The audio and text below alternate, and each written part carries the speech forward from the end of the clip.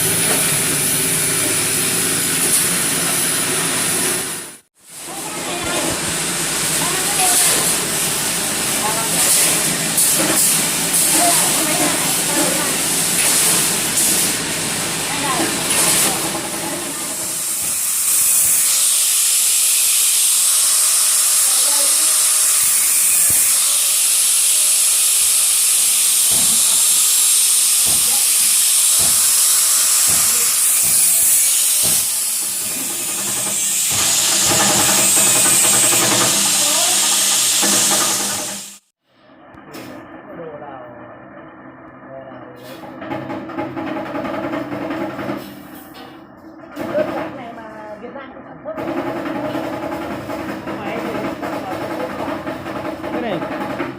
Cái này chứ em chế được cái có cái gì? Gì mà? Chiêu. Chế tay ấy. Đó. Chế tay ấy tự làm ấy. Rồi mình lóc cạnh rồi làm cái chìm làm mua nó hơn. Chắc mua 30.000. Mua 35.000. 30.000. Nó gọi là cái kìm gì? Đây là kìm bấm kim đồng. Nó mới biết mua cái này chứ bình thường nó bán ngoài đâu. Nó bán ngoài đâu. Vì một cái hộp này là 2.000.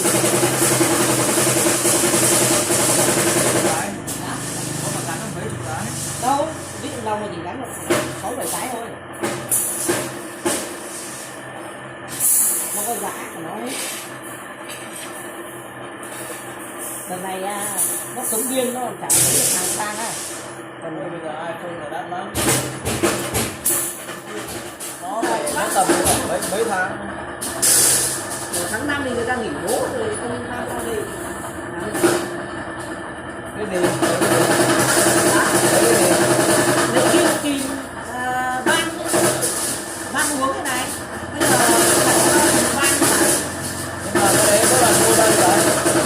cũng là mua khoảng 5-6 triệu giá. Đây là Tân Thanh rồi đấy. Không ra đấy. Đấy cái ấy mua hàng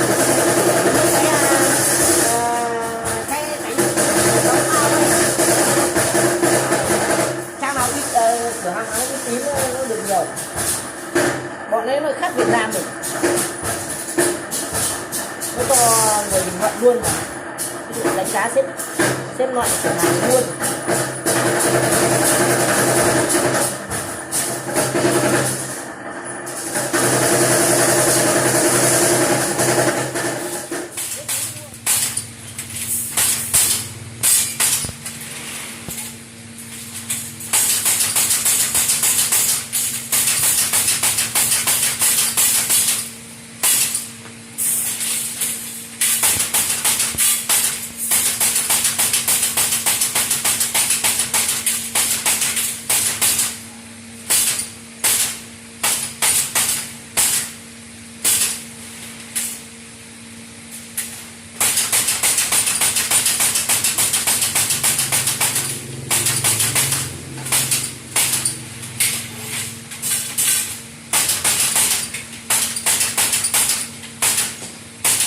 Từ ngày mua máy cắt kia chắc là công suất là năng tăng lên nhiều đúng không? Nhanh chứ anh. Nhanh gấp mấy lần ý nhỉ? Nó lâu ở cái cắt kìa nhỉ? Lâu ở cắt này. Tăng cái độ hao ấy anh. Hầu như không có mấy. Vì nó cắt 100 cái. 100 cái. Đều tăm tắp. Hao ngày xưa mình chỉ cắt bộ cái dài cái ngắn. Cái dài cái ngắn to này anh, cứ để dài đâu mình cắt đi. Tôi biết đoạn nào ví dụ nó tầm nào đâu, áng rồi. Nhưng tất cả là nó do mỗi người làm một tí. Ví dụ như làm 1-2 đầu mối lớn chẳng hạn, bán giao cho họ, nó đi làm bia cho mình, mình chỉ phải sản xuất thôi.